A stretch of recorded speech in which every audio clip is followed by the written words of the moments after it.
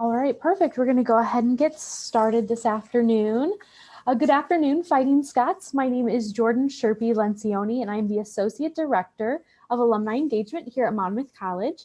I want to welcome you all to today's Tartan Talk titled Career Transitions and Staying Positive with Nick Tucker, class of 73, Emily Bouchard, class of 05, and then we also have a special guest with us today, Marnie Dugan, class of 95. She'll be joining us today to discuss some of the tools that are available to both our students and alumni through the Wackerly Career Center. We're thrilled that everyone is able to join us today.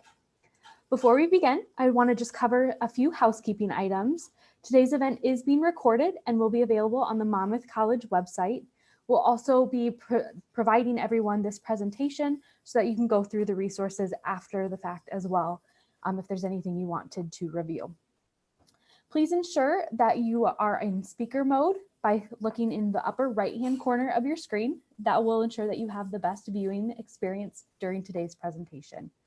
If you have any questions or want to just say hi to one of our panelists, feel free to enter so in our chat, and then we'll be going through the remarks at the end of the presentation today.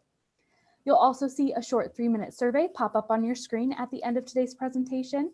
Feel free to send that back to us. We'd love to hear your ideas for future events and presenters.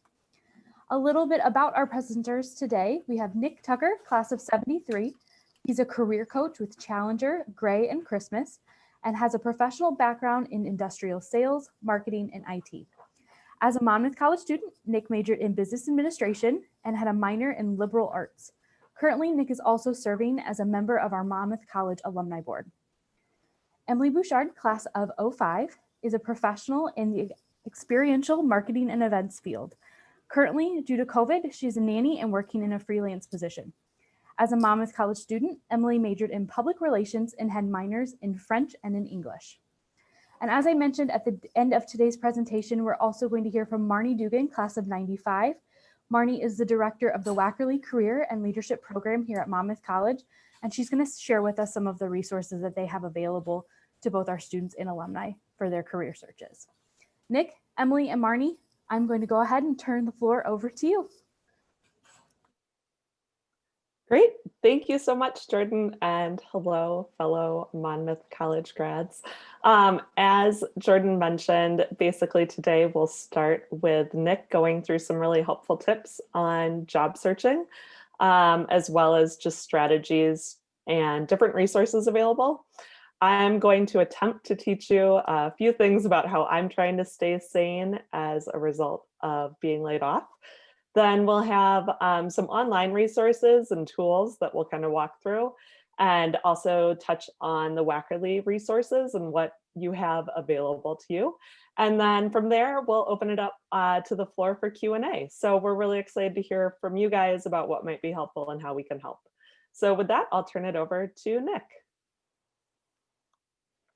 Thanks, Emily. Good morning, Fighting Scots. This is Nick Tucker. Going to talk to you about Groundhog Day. And the reality of job search today is so much repeats itself in a negative sort of way because of the pandemic, but also very candidly, looking for a job is the hardest job you ever have in life. More often than not, it's filled with rejections, no communication, no feedback, isolation, compounded now by the pandemic. The good news is, I think, that the fundamentals of job search have never really changed. They're the same today as they were 100 years ago. The three basic cornerstones of a successful job search start with, what do you want to do next? What's the next ideal job title?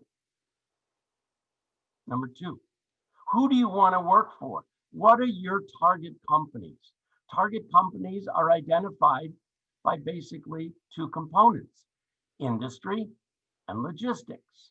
Industry is pretty straightforward.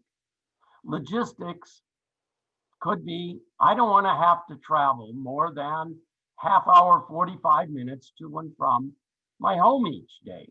Or I don't really care about logistics I want to work from home. So I'm happy to work for a company headquartered in any city throughout the world. And then the most important piece, and I can't stress this one enough. Who do you know at the target companies, or who do I need to get to know, or who do I want to get to know? I noticed that we've got a fair number of alums from previous decades. And as we know, as we've gotten older, our little database of names for work increases all the time.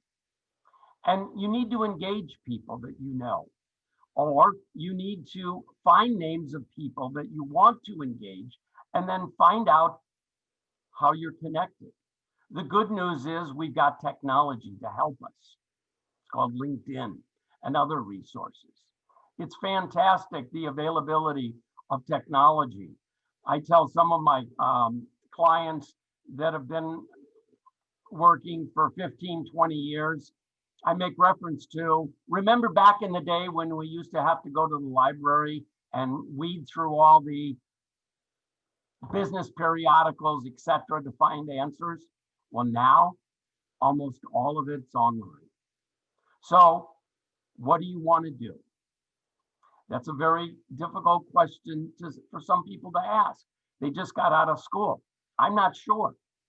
The good news is there's lots of online resources to assist you with helping you identify job titles. There's a huge resource online through the US Department of Labor, aptitude tests, personality tests, etc., that can help you identify job titles that make sense for you. Also, a great resource is people that know you. People that maybe you've worked with before, even worked during summers when summer break. But people that know you, family, friends, asking them, what do you see me doing? What do you think I'm good at? If you've been working for a while, maybe you want to climb that corporate ladder. Maybe you want to go from the manager to the senior manager, from the director to senior director to vice president. All at the various levels of the ladder of corporate America. You still have to know, what do you want to do? Do you want to manage people? Do you want to be an individual contributor? For some people that have been working for a while, maybe they want to kind of take a break. Maybe they want to be a consultant. Maybe they want to start their own business or work for a consulting firm. You need to have a clear idea of what do you want to do next? What are the next ideal job types? Who do you want to work for? Wow, lots of companies out there. New companies, old companies reinventing themselves. I find it interesting in my business how some of the old companies are changing. How IBM is getting rid of Watson and all these other trappings and moving forward with what they have to offer. And how these new startups are coming along.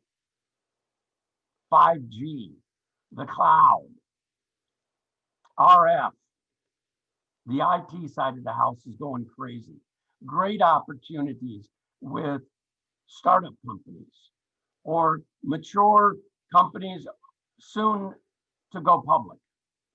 Finding out who these companies are, what they do, what you're most interested in doing, why you want to work for them. Talking to friends, business associates. You've identified a company you want to work for. And you ask them, do you think I'd be good at working at this company? I remember when I returned from living in Hong Kong, I didn't have a whole lot of established contacts in the States. I had good old friends, which I contacted, and through networking, I landed a job. And I remember asking my friends, what do you think about me working there? Do you think I'd like it? Is it a culture that's going to fit me? Is it relaxed? Is it formal? These are all critically important, whether you're working from home or not. What's this target company all about? I know it's becoming more and more important for socially responsible employers, for many, many people. And yes, it is a generational shift. We've always had that in ourselves, but how it's being applied by business today is particularly important. The people that you know can be the greatest resource you have, because you can give them what we call the elevator pitch. Your 20-second, this is who I am, this is what I've done, this is what I'm good at. These are the companies I'd like to work for. Do you know anybody that works at these companies? Maybe they do, but maybe they also, my neighbor works at that company. Let me introduce you. And that's all you need. If you know what you want to do and who you want to work for, respectfully, you're willing to talk to anyone if they can help you land a job. It's what we know to be true, has always been true. It's not what you know, but who you know that's going to make the difference. In my work, I tell my clients, you need credible messengers, people that can advocate for you. When someone that knows you can put your resume on the hiring manager's desk and say, I know Bill Murray. You need to talk with Bill. Bill's a great guy. He's got backgrounds here, et cetera, et cetera. Bill works well mentoring now that he's an older guy, but Bill works well with mentoring the younger people that are coming in. And Bill does great when he's called upon to go into the corporate boardroom. Bill also is the first guy to say, I'm picking up the bill for pizza on Fridays. Bill's a good guy. He works hard. I think you should talk with Bill. When people can advocate for you, it's worth its weight in gold. And particularly right now, because of this pandemic. This social isolation has impacted job search tremendously. I'm only going to briefly talk about it. It'll come up again, I'm sure. But I can tell you from firsthand experience, people are landing jobs. Some of them know they're not starting until January, some in February because of budgets and so forth. But the fact is, there is hiring going on. But the biggest difficulty about this pandemic is virtual interviewing. But it's a great asset. This didn't exist many years ago, but it does today. But the biggest challenge with virtual interviewing right now is there's a small portion of you that's not coming through. And there's a small portion of whoever you're talking to that's not coming through to you. It's that nonverbal communication. It's that you learn to read people over time, right? You learn to read people when they lower their eyebrows or raise them up, or little nonverbal communications like you're talking to somebody and they're a pencil twirler. They're a nervous Nelly. You can't always pick up those little nonverbal communication messages today. So you've got to be more intentional in that interviewing. You've got to know about that company that you want to work for, and hopefully about the person that you're going to speak to. It's critically important. I spend a lot of time with clients coaching them on being prepared to ask questions in the interview. It's more important than ever. What do you want to do next? Who do you want to work for? Who do you know at the companies? I can go on, and it's quite extensive. I'd be happy to, But I think I'm ready. Let's turn it over to the next presenter. And I think it's, is it me or is it you, Emma? I'm sorry, lost my place. This one's still you, no problem. You want me? Okay. Very good. Your launch. Who are you? And your values. What's particularly important for you? What type of hard skills and soft skills do you have? Are you one that interacts well with people?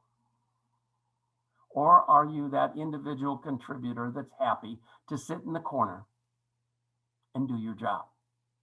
I know when I used to be in IT, we had two types, the introverted and the extroverted. More often than not, the coders liked to just sit in the corner, do their job, and they were great. But there were other people that did very well working with management, contemporaries, managing staff.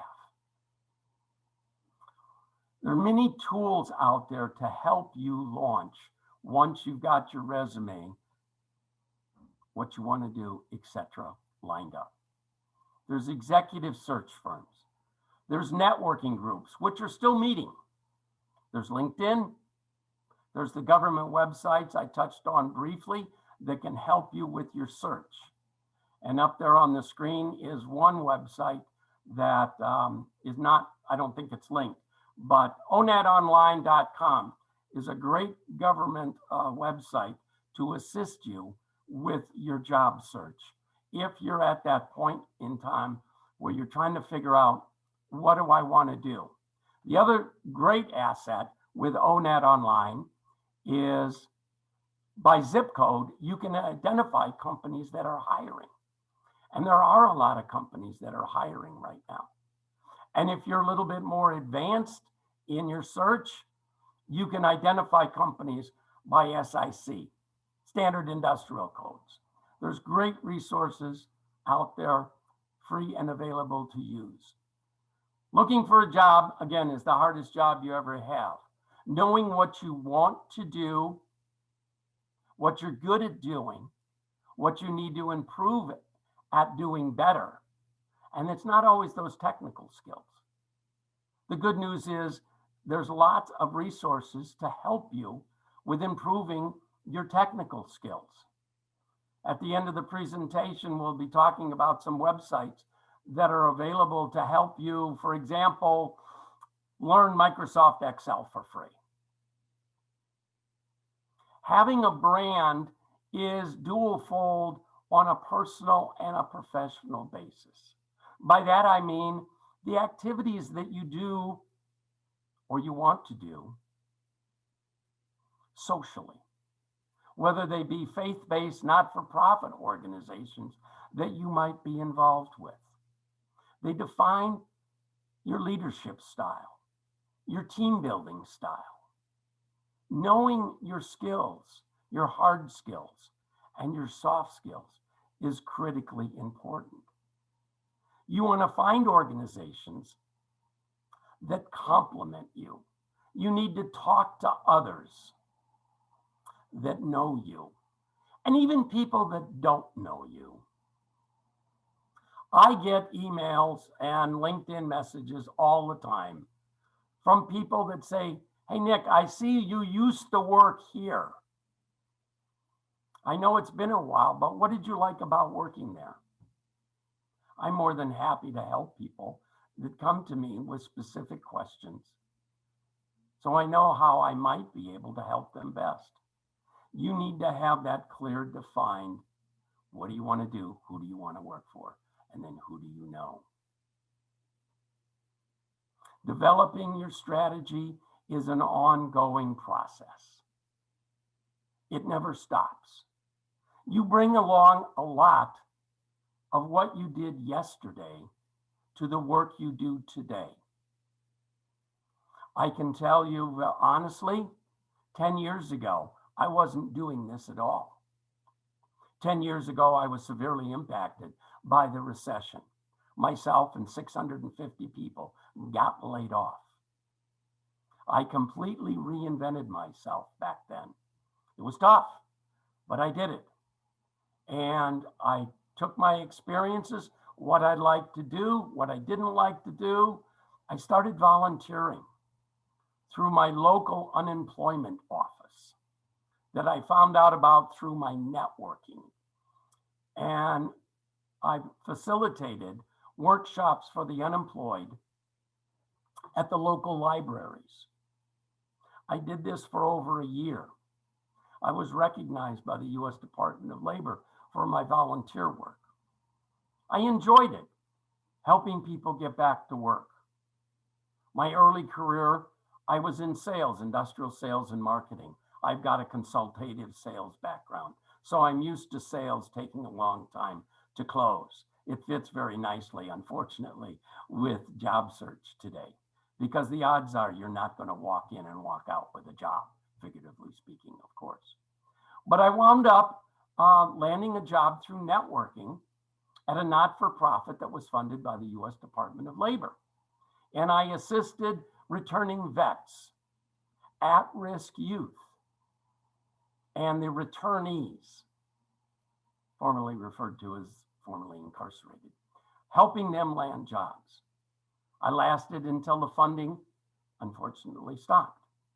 And through networking, I wound up landing my job with Challenger Gray and Christmas. I bring a lot to the table, experience-wise. I can't stress enough the importance of networking.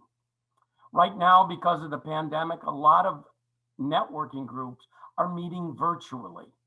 It's an opportunity for you to meet up with people like yourself. There are networking groups that are designed specifically for professional women, Hispanic, Latino, Latin, etc. There's IT networking groups. There's healthcare networking groups. They're out there. They're meeting virtually.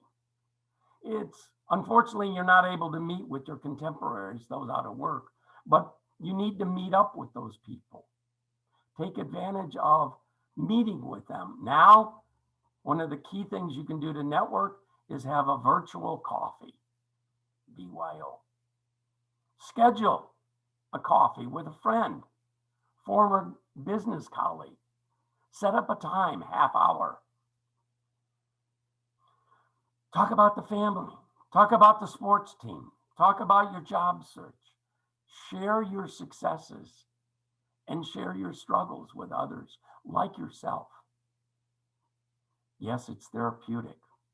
Yes, it's very beneficial, but it's going to help you straighten the line from today to the job offer.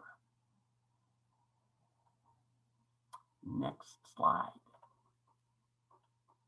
Should I apply? You're going to answer these questions already in most cases. Do I fit the job description? Will this job help me reach my goals? What are your goals? Some people just need a job, just over broke. That's a tough one. I've been close to that. It's no fun when you have to take a job because you've got to pay the bills. But the fact is, it could happen. And it's true. It's always easier to get a job when you got a job, even if it's just a job. If it's just a job, it's not as important how you fit in at the company because you ultimately will. You ultimately will. But if it's a career position, you need to know, will I fit in? Do I have the networking capabilities to get in there? Who do I know? Or who do I know that's a second degree connection to me? What's our mutual connection? And can I get them to introduce me to the contact inside the company? Do you stand out enough to get the job? From an employer's perspective, this process is a process of elimination. For any of you that have done hiring and and firing. It's a process of elimination. If you're a hiring manager, you don't have time to talk to more than maybe a half a dozen people at the most. And the people that you're going to talk to, they better have the majority of the background, duties, responsibilities, required skills as listed on the job posting. Otherwise, you don't want to talk about them. We'll be talking a little bit more about that aspect here in a little bit. But you've got to match up on paper virtually now. Or it helps to have somebody advocate for you. If somebody can advocate, that's good. Why? Because in the actual interviewing, the fundamental process is to determine if this candidate is right for the team, and is the team right for the candidate. And you need to be doing the same thing in that interview. Determining, am I right for the team? Is the team right for me? The only way you can do this is through human interaction, virtual or otherwise. It's not been replaced by technology and isn't predicted to for quite some time. The most important question to ask yourself before you hit the submit button: would I hire myself for this position? If so, why? If not, why? You will apply for jobs at companies where you do not have any contacts. It's a fact of life. But you need to make sure, do you match up on paper? 75, 80% of the duties, responsibilities, required skills, training, etc., etc., etc. Not everybody will. Hiring is a process of elimination. Think about the job posting as a wish list. The employer wants all of this. The odds are they're not going to get it all. So what can they live without? You need to match up at least the top half, if not more, of those duties, responsibilities, required skills. It's critically important. When you apply for a job, everybody has to. Even if today you know somebody that recommends you, ultimately you are going to have to submit an application to get your name in the system. It's the new reality. Since the early 1990s, there has been software in place designed to assist the employer, in identifying candidates for their job posting. This software is generically called Applicant Tracking System, ATS. Thank you. ATS has been improving since 1990, improving from the employer's perspective, making it more difficult from the job seeker's perspective.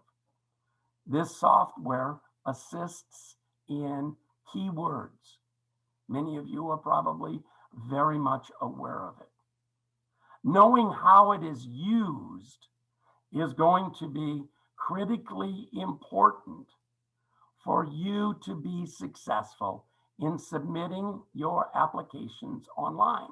The good news is there's a lot of software out there to assist you with dealing with the applicant tracking system.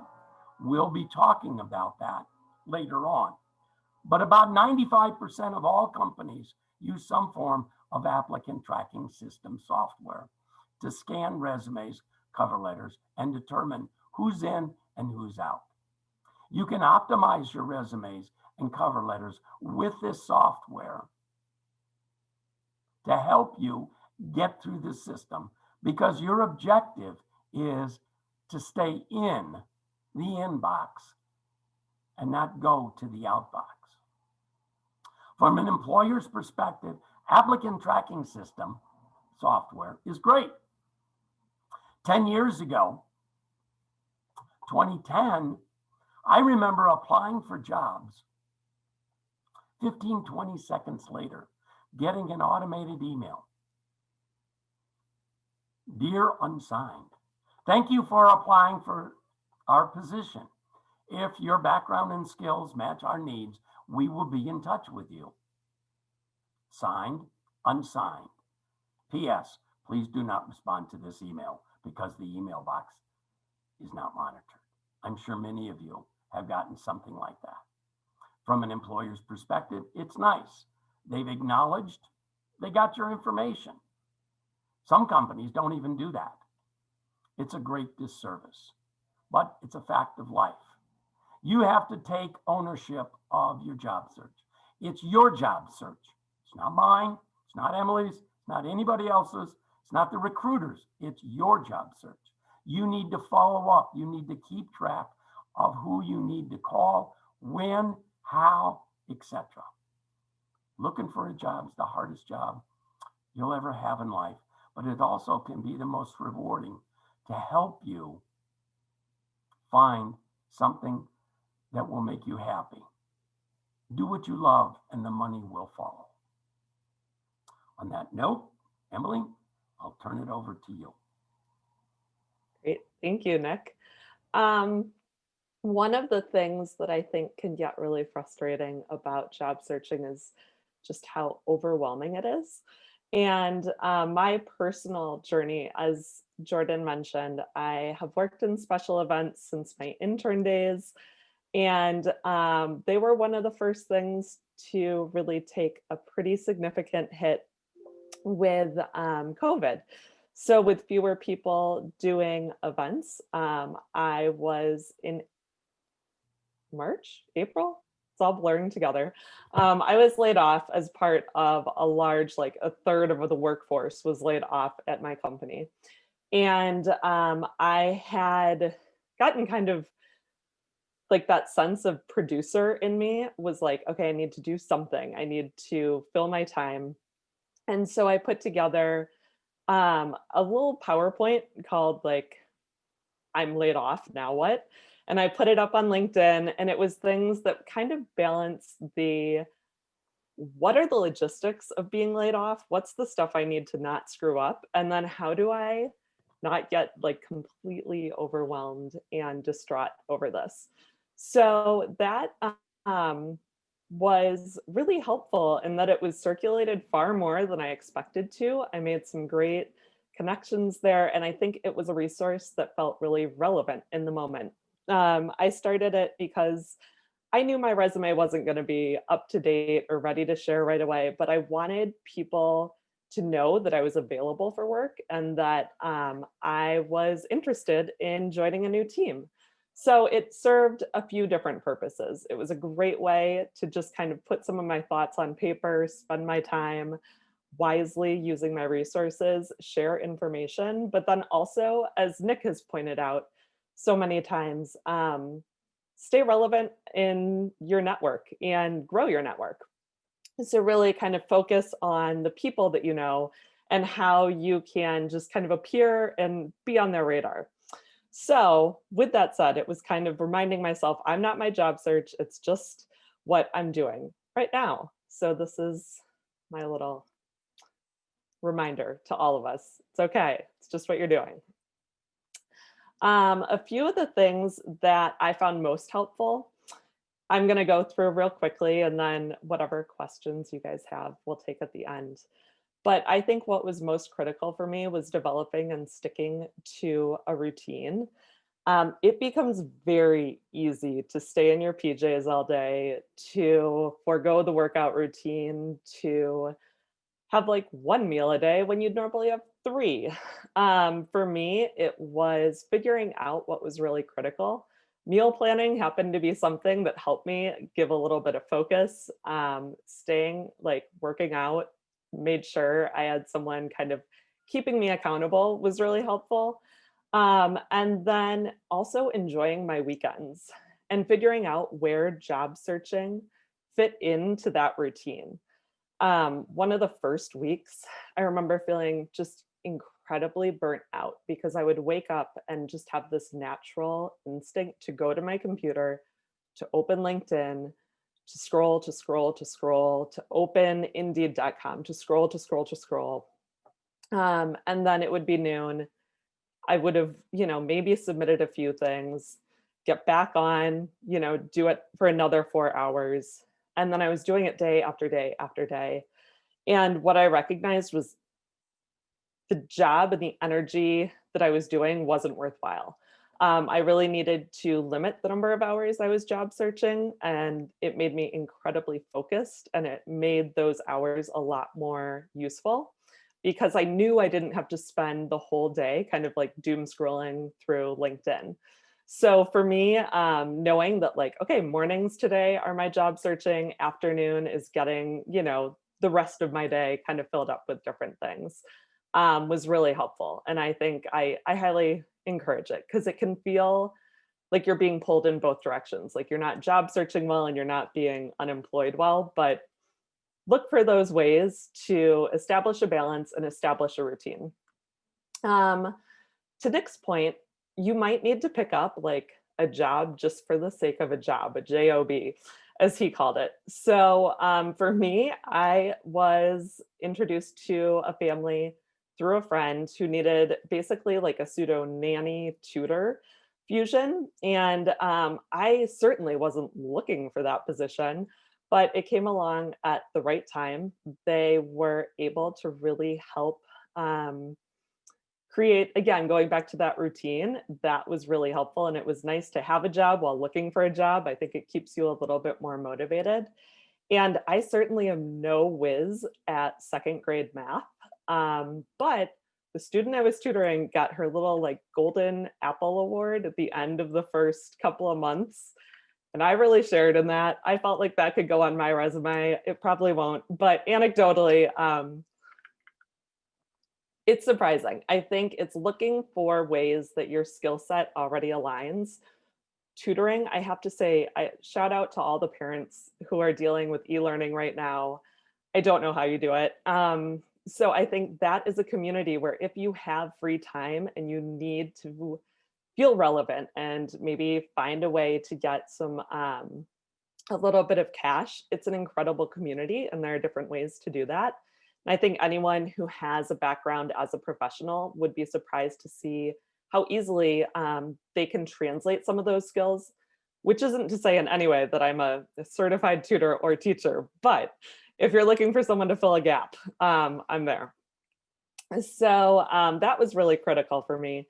Also volunteering, I found a number of different organizations that needed my skills, my production skills, bringing their kind of normal fundraising activities to the digital world. And it was really nice to be able to contribute during those times. The Night Ministry is an organization here in Chicago that gives, excuse me, different meals and resources to underserved communities. And I've always stayed, informed about what they're doing, but this time I was able to organize like a food collection with some close friends. And we basically were providing meals one of their evenings at one of their stops. And that was the sort of thing that I had always wanted to do, but didn't have time to organize the logistics. And it was such like a shining moment of being laid off because it gave me a little bit of free space to help and a bit of free time, but it also was using and engaging kind of that logistics side of my brain. Then I would say creating and maintaining a community. Nick said it, I'll say it again. Your people are going to be really great when you need them for something specific, like, hey, was working at AbbVie a good experience? Or tell me more about your, internship at XYZ company. But no, it's okay when your friends ask about a job search just to say, there's no new news. I don't really feel like talking about it.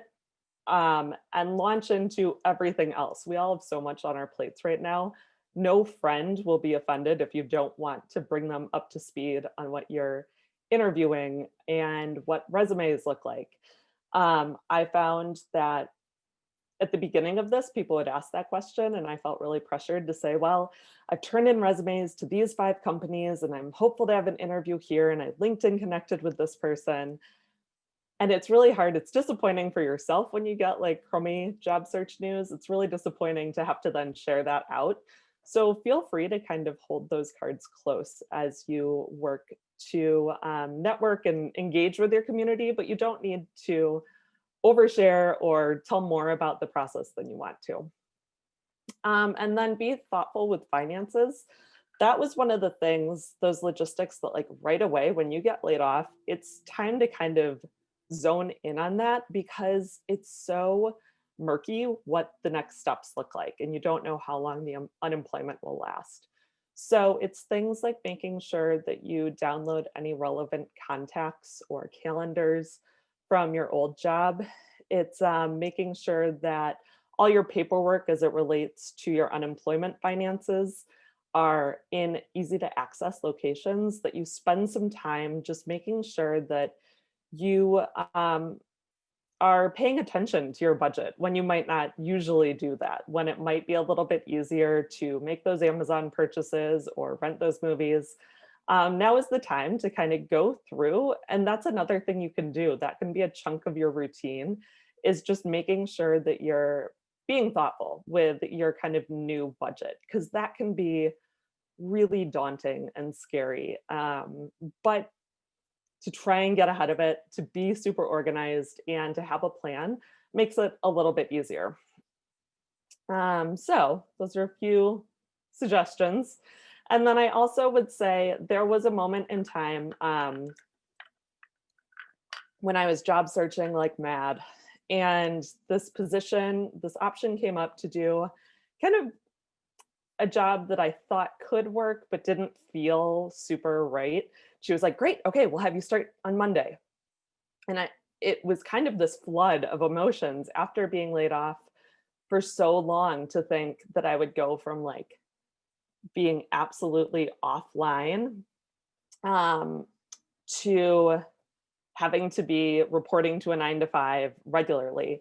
And all of a sudden I was really thinking like, well, I didn't get through this like DIY at home project, or I didn't read that book, or I didn't do whatever. And there was just kind of this moment of like, wow, there are useful ways I can be using this unemployment time. And so really trying to capitalize on what that looks like, and remembering that there's like a definite upside to unemployment. It can be really, really hard to remember that when you get kind of radio silence on the other line of, LinkedIn, or you're connecting. But just to the extent that you can try and remember that it's like kind of a gift right now, to be able to take a pause and know that you have that time set aside for job searching, but you don't have to fill every moment of your day doing it. A little Schitt's Creek reference for those of you who are fans. And then I can kind of launch into Nick. We can kind of go in tandem here.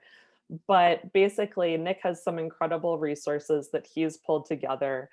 To the extent that I just told you to like chill out and relax, Nick can fill your days with incredible resources. But if you're interested, the I Got Laid Off kind of COVID edition is on my LinkedIn. And Nick, I'll let you kind of talk through some of the resources that you have. Sure. The other one, here's who's hiring as of the 3rd of December. That's a link to the latest LinkedIn listing of companies that are hiring. The reason we are including this, it's not so much just the job itself. It's the fact that there are many companies out there looking to hire people, more than just the Amazon truck drivers, etc. When you think about Amazon, there's many other aspects of Amazon where your background and skills may be of use. There's many other companies, industries that are hiring right now. Granted, the restaurant, hospitality, lodging industries, travel, etc., severely hurt. But there are some opportunities there. Also, at the end, if you email us back, there is a Excel spreadsheet, a listing of various websites designed to assist you with your job search, from training, certifications, organization skills, etc. And they're available for you. If you ask us, we can make sure that that gets out to you. And we've left time, I think. Yeah, and then Or- Marnie, I don't know if you want to speak Yeah. on kind of what the Wackerly Center has available, and then we can kick it over to questions if there are any. Perfect.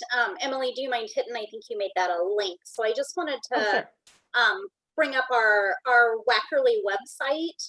So the bulk of what we do in our office is obviously helping our current students and our students who are about to graduate and our recent graduates, you know, kind of land that first destination and prepare students for their kind of career planning and career development. But as a reminder, you know, I want to make sure alumni are regularly aware that our services are also available. Can everybody hear me? You were a little choppy, but I think we're back to good. Okay, I just had a notification that says my speaker is not working. So just to make sure that alumni are aware that our services are also available to them, and a good place to identify, you know, kind of where you can find some resources. We have a number of resources on our site. So if you want to scroll down just a little bit, Emily, you'll see it's kind of, our links are kind of in the descriptions there. We have a really great resume and cover letter guide. I think that's a good resource for alums to be aware of. Again, a lot of our resume samples are geared more towards entry-level positions because we're working with students and recent graduates, but there's a lot of really good content in that resume and cover letter guide. Especially if it's been a while since you have updated your resume. One thing that we try to make students aware of, and sometimes it's easier said than done, the resume is a working document, and you should always, even if you're you know, in a position that you feel that you're going to be in for the rest of your career, you should be visiting your resume very frequently. And so that would be one, you know, kind of recommendation that I would have. And then the network is the other piece that I want to just reiterate. One of the things that we can do in our office is really help alums connect with other alums. And so that's a tool we use for students and trying to connect our students to alumni. And so that's, again, if an alum would like to reach out to our office as they're in the process of their job search, we can try to help them identify alums that are working in the fields that they may be interested in. Or as Nick had referred to earlier, do we have an alum that works at a target company? And how do we go about helping you connect with that alum for some informational, network building in that manner? And then last but not least, I do want to mention our Handshake account. So Monmouth has recently joined Handshake a little over a year ago. For those of you that do not know, Handshake is the kind of largest right now career management platform. Thousands upon thousands of employers are on Handshake, and so that's one of the areas that we direct students and alumni to regarding their job search. If you're an alum, you will need to be approved, so the email will come through to our office, and then we'll approve you to be able to utilize our Handshake account and engage with employers in that manner. It works in many ways like your Netflix account does, and LinkedIn to a certain extent. You're able to kind of favorite employers, you're able to make connections, and then it's going to provide you recommendations. So when you log in, you know, you liked this employer, you might like this employer. You've applied for this position, here's 6 additional positions that are similar. So it helps customize your search in some ways based on some of the preferences and the parameters that you've created within your profile. So those were just some of the highlights that I just want to mention. My email is at the end of the presentation, but also just the general Wackerly email is pretty easy to remember. If you can remember how to spell Wackerly, the Wackerly email is wackerly@monmouthcollege.edu. Thank you. Yeah. And Marnie, I can say the Wackerly they're great for alumni. I would recommend sending your resume to them just to make sure there aren't like spelling errors. It's great to have a fresh set of eyes. So I did that both times of my recent job search where I was like, I've looked at this, I've stared at this too many times. And to just have a free service, companies charge a lot of money for that. So highly recommend. Thank you. Awesome. Well, thank you to our presenters. That was awesome. We do have a few questions, so I will ask those now. Anybody who's watching, if you do have a question for one of our panelists, please feel free to enter that into the chat so we can get it answered for you. The first one's actually a shout out. It's from Kristen Lee, class of 05, and she says, "Hi, Emily." She just wants to say hello. And then we have another question just asking for you guys to tell us a little bit about how you utilize LinkedIn for a career search or job search. Yeah, I mean, Nick, do you want to start, or I'm happy to kind of give my experience? Go ahead. Go ahead, Emily. I have found that it is incredibly useful when you have a job to start connecting with people on LinkedIn in your company, and those people where, like, if you work with an outstanding vendor, get them in your LinkedIn. If you're working for another company, get them on your LinkedIn. Those are the people you're interacting with, having pleasant conversations with. And I don't think it's necessarily top of mind to make that connection when it doesn't feel like super significant. But what I've found is, especially in the events industry, it's like, oh, I worked with you and you used to work with this other person. Like, it's very interconnected. So just building your web of people is really helpful. I would say it was incredibly helpful if I were to find a position I was interested in to search for that company. There were a handful of times where I found jobs and I saw a Monmouth alum work there. And I just sent an intro. It happened to be around Scott's Day. And I was like, hello, you don't know me. Happy Scott's Day. I'm a Monmouth alum as well. Can you tell me more about this company? Do you have a minute for an informational kind of interview? And just having an in is so relevant, because it might be, oh, you know what, I found out my friend is actually the one hiring for that, but they hired from within. So even if it's not information that directly leads to a job, sometimes it's a lot easier than sending out a resume and just hoping it lands on a desk. So I think for me, it was about being super specific with who I'm linking in with. And for the people that you don't know, unless you see a relevant reason to connect with them, and some people may disagree with this, I found my LinkedIn to get a little spammed. So just being really mindful about who you connect with so that you stay within relevant, good connections and don't get, it is kind of monetized now, so you'll get weird ads. But just staying on top of it, trying to like people's posts, following companies you're interested in. It's a social network, just like, Instagram, Facebook, etc. But it can be really helpful to find the right person, or to find the other like helpful hint is, if you're looking for a hiring manager at a company, it's pretty easy to find those people. You can say, okay, I want to work at Terlato Wines. I wonder who is their HR person. Now you know that person's name. You can probably figure out their email by their first, last name, and organization. There's nothing stopping you from like using those tools to send them a personal note, or to try and connect. So I would say it's just kind of like being a little detective in your job search. That's how I use it. Mike, follow-ups, if you will, to what Emily said, and I agree completely. Number one, you don't have to have a premium account. The freebie works well. Number one, make sure that your headline, which is right below your name, make sure you utilize the text box to fill in the blanks.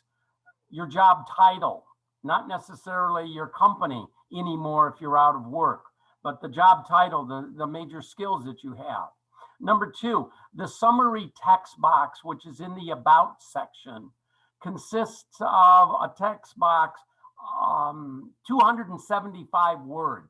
That's a lot of information to put in a free text box, but you want to do that. Basically, take your resume, copy and paste all of the content into your LinkedIn profile where it fits, and then add additional information. Expand the summary text box to include other things that define you. Expand your experience sections to list other things that aren't listed on your resume. Your volunteer work, fill that in on LinkedIn.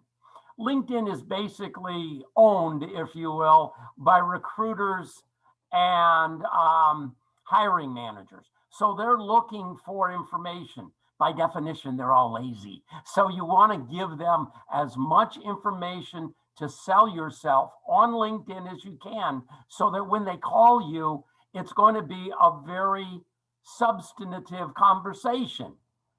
Hi, Emily, I saw your background on LinkedIn. It looks really great.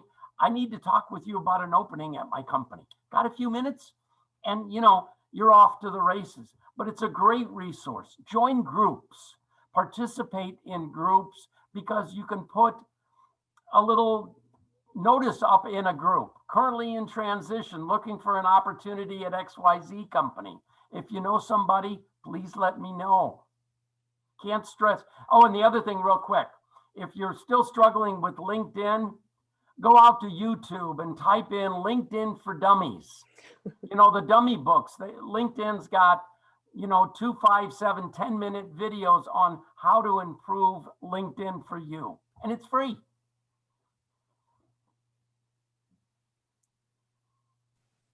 Perfect. Marnie, do you have anything that you would like to add about LinkedIn or even Handshake?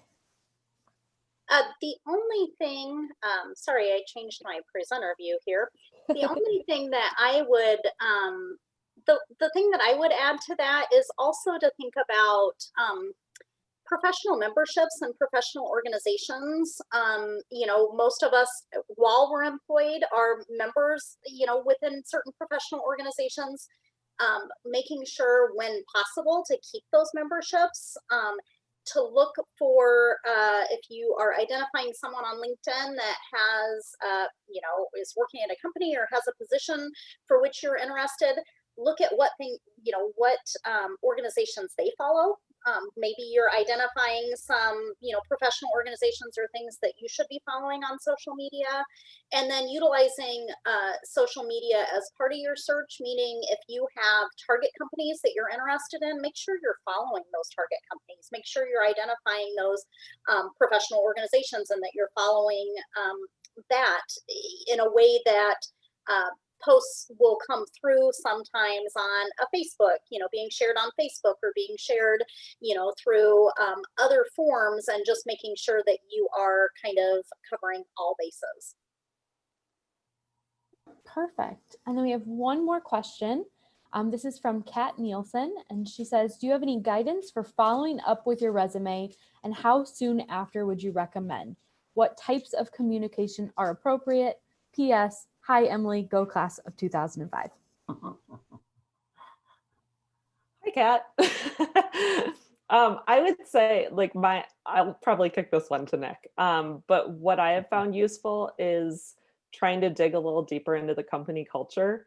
There are some people or some companies where your feedback would be welcomed, and a handwritten note that comes maybe 2 or 3 days later will be what gets you in the door. Then there are some companies where a text is appropriate. I would say there's no hard and fast rule, but Nick, I would default to you on. You're right. There is no hard and fast rule. There's the professional courtesy, most definitely. If you want to follow up, say, on a job posting that you don't have a contact for, many times you're going to see updates on the job board of that company, your status. But if there isn't an update, many times companies will have a general email address that you can, send something to. That having been said, if you are responding to a specific individual, I would say in general, given how, throwing the holidays out and so forth, 5 to 7 business days, follow up, certainly. If you have an interview, virtual or otherwise, even phone, make sure that you end the interview conversation with, what are the next steps in the hiring process? When can I expect to hear back from you? And then you've got that documented. If you don't hear back from them, follow up the following day or the day after at the very least. When I coach clients that don't get the follow-up as promised, many times companies are not following up when they promise that they will, because they want to find out if you really want the job. So they want you to get back with them. Dirty trick, but it's what's happening. Yeah, Marnie's kind of nodding her head because she knows. And Yeah. you've got to be proactive in that regard. I even go so far as to tell some clients in a cover letter, either actual letter or email, your closing paragraph will be, thank you for interviewing and so forth. If I haven't heard back from you in X number of days, expect my call or expect my email. You've got to be proactive. Yeah, I was just going to say my signature line is just following up to see how your hiring timeline looks. Yeah. So that way it sounds like a totally new thought as opposed to, you haven't emailed me. But yeah. And one kind of sidebar, quick comment. We get lots of information from HR people all across the country. And one of the newest old questions that are being asked in interviews today, and specifically focused at the millennial generation, sorry guys, is they're asking, do you know the name of the president or CEO of the company? And if you say no, I can look it up. Wrong answer. Just FYI. Sorry. The only thing that I would just add, which, kind of keeping in mind closing dates for positions. So if not all positions will announce, the closing date for applications, but if that closing date is listed in your position, then I wouldn't follow up prior to the closing date. Wait till after the close of the application, and then yes, the 5 to 7 days, within 7 to 10, I would say. And to Emily's comment, just kind of following up, that's perfect. The other thing that we often tell students is that continuation of your expression of interest in that particular position. So writing that follow up in a way, maybe it's an additional opportunity in some ways. You're not doing a full second cover letter by any means, but an additional opportunity to pick a piece of the position for which you're really interested in, and maybe include an additional sentence or so on the follow-up that really expresses your knowledge of the company, the position, and your interest in your kind of connection to that. Awesome. Thank you all. So just thank you to all of our attendees and also our panelists for joining us today. I hope everybody enjoyed our presentation. As a reminder, this will be available on the Monmouth College website within the next week, and then we will be sending out the presentation to all of the attendees so that you have all of our panelists' contact information and some of those resources that they've mentioned throughout the presentation as well. We are currently in the process of planning our virtual events for the spring semester, so I just encourage everybody to be on the lookout for that upcoming lineup that will be released here in January. And as you leave today's webinar, you are going to see a survey pop up on your screen. Please fill that out with any recommendations you might have for future panelists, as well as future topics that you'd like to see in our Monmouth College virtual events. Again, many thanks to Nick, Emily, and Marnie for being so generous with your time. Everybody, have a great rest of your week, and don't forget to take care of yourself and to stay well. Thank you.